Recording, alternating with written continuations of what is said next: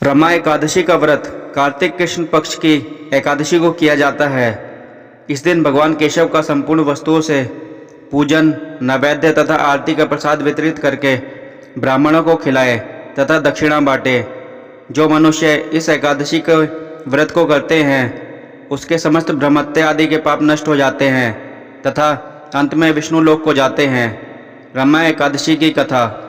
एक समय मुचकंद नाम का दानी धर्मात्मा राजा राज्य करता था। उसे एकादशी व्रत का पूरा विश्वास था। इससे वह प्रत्येक एकादशी को व्रत करता तथा राज्य की प्रजा पर भी यही नियम लागू करता था। उसके चंद्रभागा नामक एक कन्या थी। वह भी पिता से अधिक इस व्रत पर विश्वास करती थी।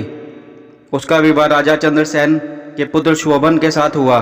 शोभन एक समय बिना खाए नहीं रह सकता था। शोभन एक बार कार्तिक मास के महीने में अपनी पत्नी के साथ ससुराल आया। तभी रमा एकादशी का व्रत पड़ा। चंद्रभागा के गृह राज्य में सभी रमा एकादशी का नियम पूर्वक व्रत करते थे और ऐसा ही करने के लिए शोभन से भी कहा गया। शोभन इस बात को लेकर परेशान हो गया कि वह एक पल भी भूखा नहीं रह सकता, तो वह रमा एकादशी का व्रत कैसे करेगा। वैसी परेशानी के साथ अपनी पत्नी के पास गया और उपाय बताने के लिए कहा। चंद्रभागा ने कहा कि अगर ऐसा है तो आपको राज्य के बाहर जाना पड़ेगा, क्योंकि राज्य में ऐसा कोई व्यक्ति नहीं है जो इस व्रत का नियम व पालन ना करता हो। यहाँ तक कि इस राज्य के जीव जंतु भी भोजन नहीं करते हैं।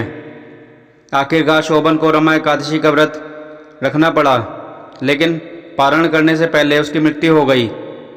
चंद्रभागा ने पति के साथ खुद को सती नहीं किया और पिता के यहाँ रहने लगी। उधर एकादशी व्रत के पुण्य से शोभन को अगले जन्म में मंदराचल पर्वत पर आलीशान राज्य प्राप्त हुआ। एक बार मुचकंदपुर के ब्राह्मण तीर्थ यात्रा करते हुए शोभन के दिव्य नगर पहुँचे। उन्होंने सिंहासन पर विराजमान शोभन को देखते ही पहचान लिया।